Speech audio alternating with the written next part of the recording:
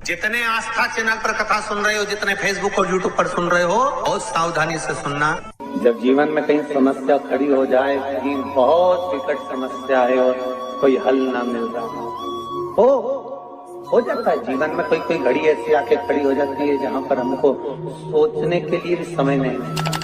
तब शिव महापुराण की कथा वर्णन करती है, शुक्रवार के दिन अगर शंकर के मंदिर में जल चढ़ाया जाए तो नारी का अखंड सौभाग्य होता है।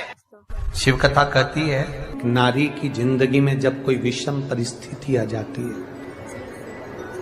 एक नारी शुक्रवार के दिन बेलपत्री के वृक्ष के नीचे बैठकर घृत का दिया लगाकर शरीर में जो रोग है उसका स्मरण कर कर शंकर जी से विनय कर कर, हे भोलेनाथ आपने शुक्र देवता को संजीवनी मंत्र दिया है, तो क्या आप मेरे को वो मंत्र प्रदान नहीं करोगे? मेरे रोग, मेरी बीमारी, मेरे दुख को आप नहीं हरोगे? शिव से कहो ये शरीर आपने दिया है और भजन करने के लिए दिया है, स्मरण करने के लिए दिया है, कीर्तन करने के लिए दिया है, तो संभालोगे भी आप। और बेलपत्री की ओर मुख कर घी का दिया लगाकर महामृत्युंजय मंत्र का स्मरण कर लेने पर धीरे धीरे धीरे धीरे धीरे धीरे वो रोग समाप्ति की ओर आता चले जाता है। ये तुमरू का नाम कोई साधारण नाम नहीं है। पंच बेलपत्र, पंच पुष्प, पंच दुर्वा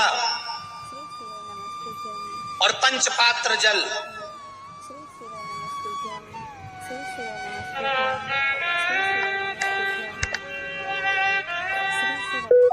पांच पुष्प, पांच बेलपत्र, पांच दुर्वा और पांच पात्र, मतलब 5 लोटा जम के बोलो जल।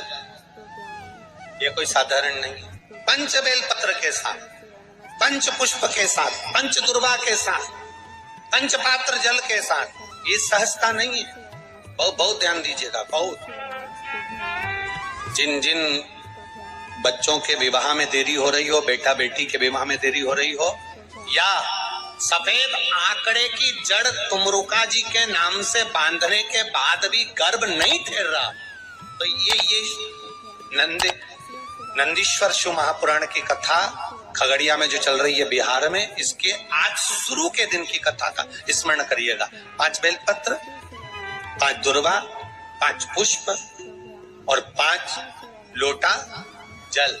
सोमवार के दिन शिव जी के मंदिर में प्रातः के समय पर बाबा को 1 बेलपत्र, 1 दुर्वा, 1 पुष्प, 1 लोटा जल समर्पित कर थोड़ी देर रोककर श्री शिवाय नमस्तुभ्यम या पंचाक्षर मंत्र ओम नमः शिवाय स्मरण कर महामृत्युंजय मंत्र का स्मरण कर फिर बेलपत्र, फिर दुर्वा, फिर पुष्प, फिर जल, ऐसा 5 पंच बेलपत्र, पंच दुर्वा, पंच पुष्प, पंच पात्र जल तुमरुका जी का नाम लेकर समर्पित कर उस जल का आचमन करिए।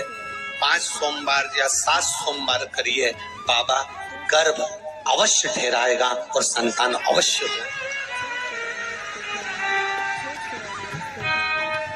तुमरुका जी के नाम का स्मरण ही जीव का आनंद दे जाता।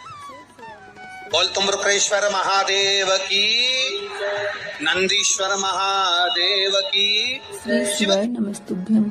एक प्रश्न आपके भीतर, शिव महापुराण की कथा कहती है, विद्येश्वर संहिता कहती है कि 1 लोटा जल जब हम महादेव को चढ़ाते हैं, शिव जी को समर्पित करते हैं, तो उसमें से 1 अंश पितरों के पास चले गया, 1 अंश पूर्वजों के पास चले गया, 1 अंश वास्तुशास्त्र के वास्तु के देवता के पास चले गया, 1 अंश नारायण के पास चले गया, 1 अंश ब्रह्मा जी के पास चले गया, 1 अंश इंद्र के पास चले गया।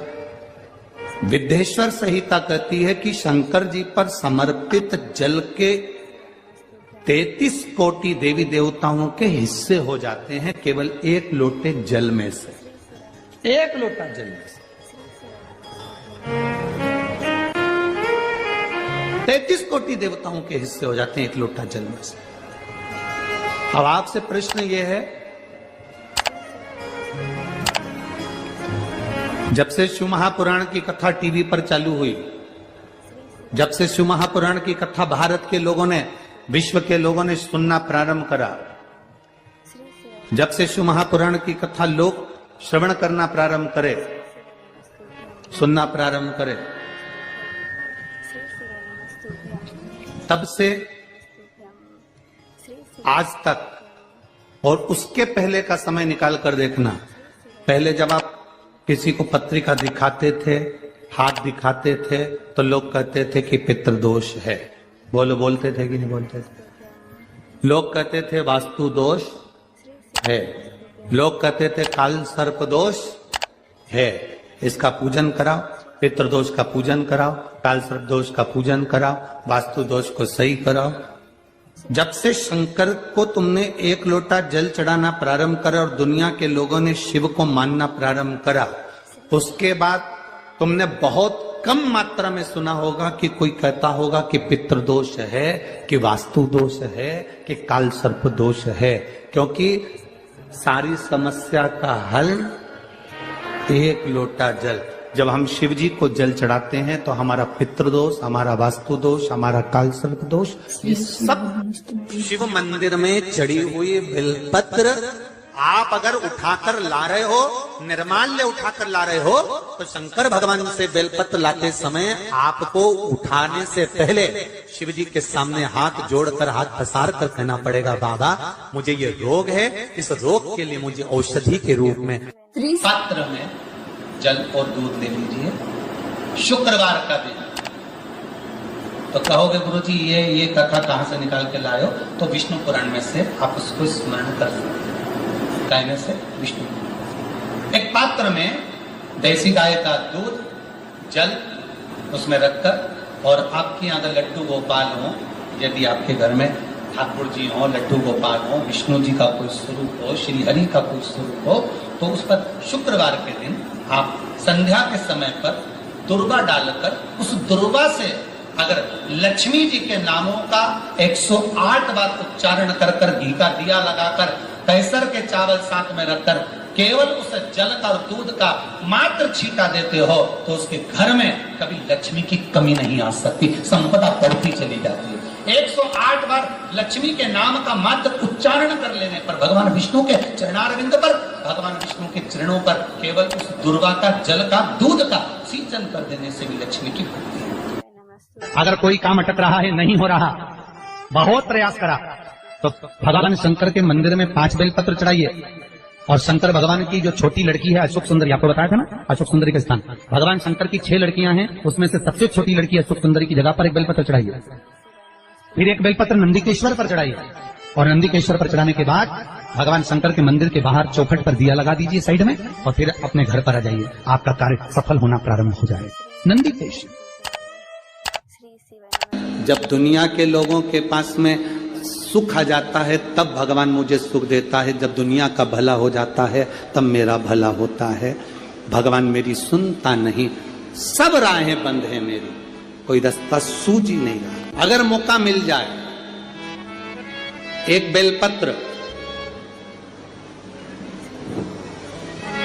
एक बेलपत्र, एक धतूरा, धतूरा जानते हो? अरे बोलो तो जम के, जानते हो ना? एक बेलपत्र, एक धतूरा, एक शमी पत्र, अगर मौका मिल जाए, एक बेलपत्र, एक बेलपत्र, एक धतूरा, धतूरा जानते हो? अरे बोलो तो जम के, जानते हो ना? एक बेलपत्र, एक धतूरा, एक शमी पत्र। कुछ ना कुछ टेंशन मेरी जिंदगी में है, तो कभी मौका मिल जाए, जिस दिन तुम्हारे हाथ में ये सभी चीजें हों, बेलपत्र, धतूरा, पुष्प, शमी पत्र, चावल का एक दाना, ये सब तुम्हारे हाथ में हो।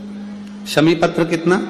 एक बेलपत्र, एक धतूरा, एक शमी पत्र, और एक सफेद पुष्प,